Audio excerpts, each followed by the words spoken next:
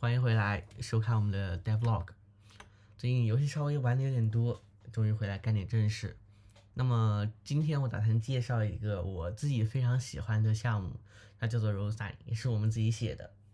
那如果说你在访问我们的网站的时候呢，有留意到请求头，虽然不知道有多少人会这么干，应该没有多少人，就会发现在 server 的这一个标签里面会有一个 Candy 和一个 Rollsign。Candy 的名声应该比较大，就是有些人可能已经知道，它是一个 GoLang 写的非常棒的反向代理。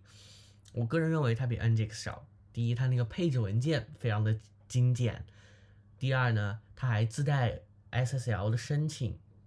直接帮你省去了用 Certbot 申请 Let's Encrypt 证书的烦恼。只要你在 DNS 那里绑定好 IP， 写好配置文件，写好 Upstream， 一下子你的网站就上线了，还带了 HTTPS。那我们今天介绍的 Rollsign 呢，是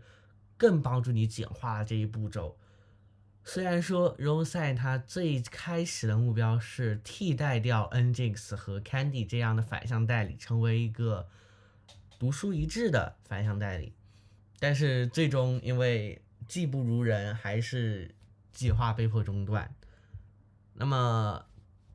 目前我把它重新定义为一个具有良好开发者体验的 HTTP 服务器。那么它的良好开发体验体现在哪里呢？第一是它的配置文件短小，但是还是没有 Candy 那么短小，因为他们发明了一个配置文件格式叫 Candy File。当然它也有可以用 JSON 的，但 JSON 肯定更臃肿了嘛。我们还内置了一系列实用的功能，能让你在短时间内迅速的上线一个网站。那首先，如果你有看我们的这个搜脸的话呢，你就可以发现，我们搜脸其实它搜脸的网页版啊，其实呢它也是用我们的这个 Rollsign 来进行一个提供的。具体的证据你就可以看见它这也有 Rollsign， 是不是？说什么多的废话都是废话，我们就直接看它的实际上的场景。那虽然说我最近没有说要更新这个搜脸的计划呢，但是为了演示，我们还是更新一下它网页版吧。你可以记住，这里的它的 tag 是53。那我们在这里改一下它的这个版本号，把它的 build number 改成54，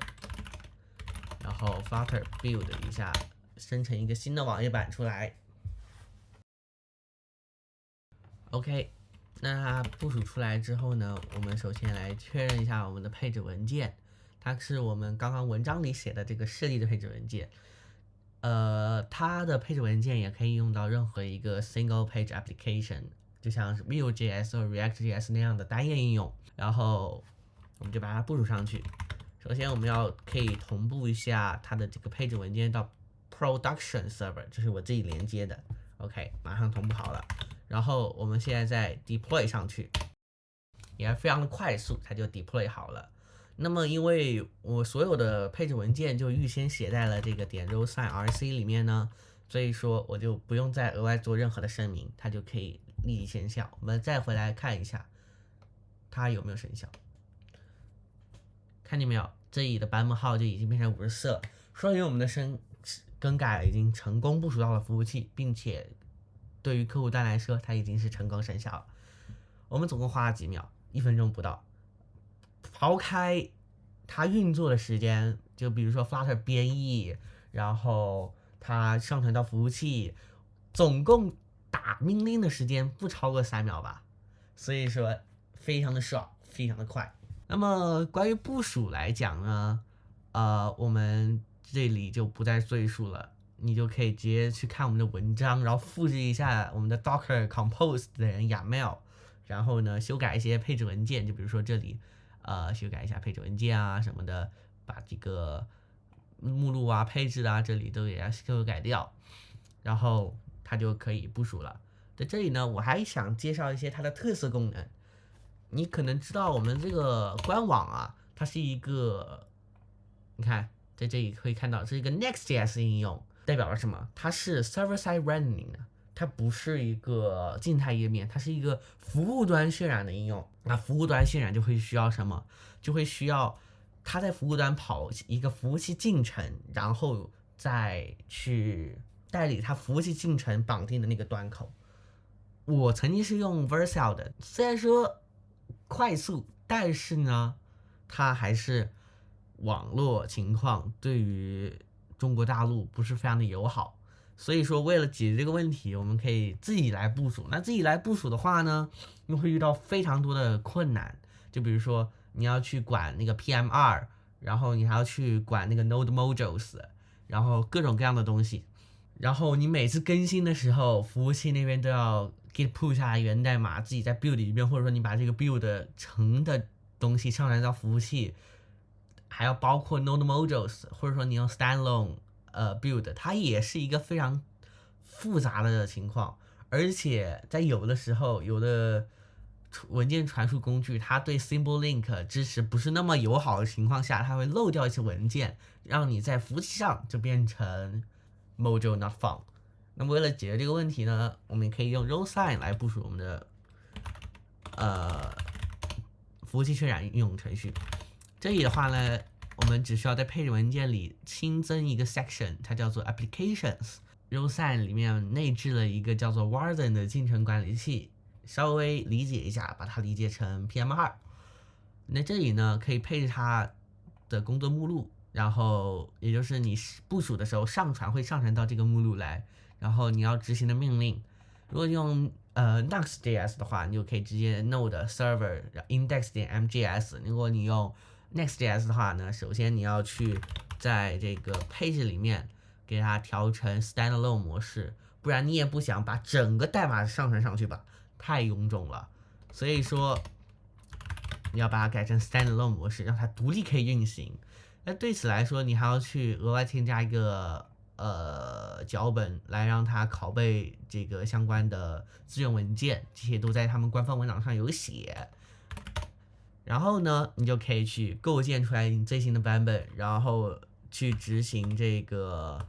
RDCLI deploy 了。那么我这里呢已经有最新的版本了，我们这里呢就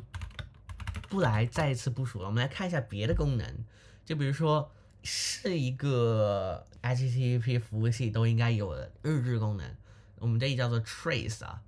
因为太多了，我们直接把它这个 pipe 到这个 less 里面来看啊。然后呢，我们就可以上下移动，是吧 ？OK， 上下移动，这是顶端是在对1月14号的这个晚上6点因为我服务器的时区它是 UTC+0，很奇怪，我也不知道为什么，我尝试改过，但它就是这样。然后进行一些访问日志，然后我就可以发现，我也不知道为什么，就是有一些奇怪的用户你看奇怪的用户就比如说这个 IP 他在想干什么呢？然后把我好像这些是吧，全扫一遍，什么 WordPress admin 乱七八糟的，我不知道他想干什么，但他就是对我在进行一个暴力搜索、暴力扫描。相比传统的服务器，你需要去连接到你的服务器上去查看日志，我们这里提供了一个更方便，你可以在本地用 CLI 进行查看，是吧？我们除此之外呢，还可以看到在最后一次启动之后，它收到了多少的流量，然后这一项被移除了因为我们最近重构了日志端口，然后它总共有多少个东西，是吧？那更多的事项你可以在这里看到，是吧？就比如说我还可以去看一下这个我们的 Capital App 的 logs， 是吧？我们就可以发现它这个云端 Next.js 跑的挺好的，是吧？除了会有一些404的情况，这个就是正常情况，它只是打进在日志里面。OK， 那么这就是整个 Rollsign 的一个简短的介绍。那么希望你喜欢这个项目，如果你喜欢的话，你可以自己去部署一个来尝试一下。所有的技术细节呢都在我们这个帖子里面，你也可以去看我们的源代码了解更多。那么今天就简短到这里结束了，那么希望你喜欢，让我们下次再见，拜拜。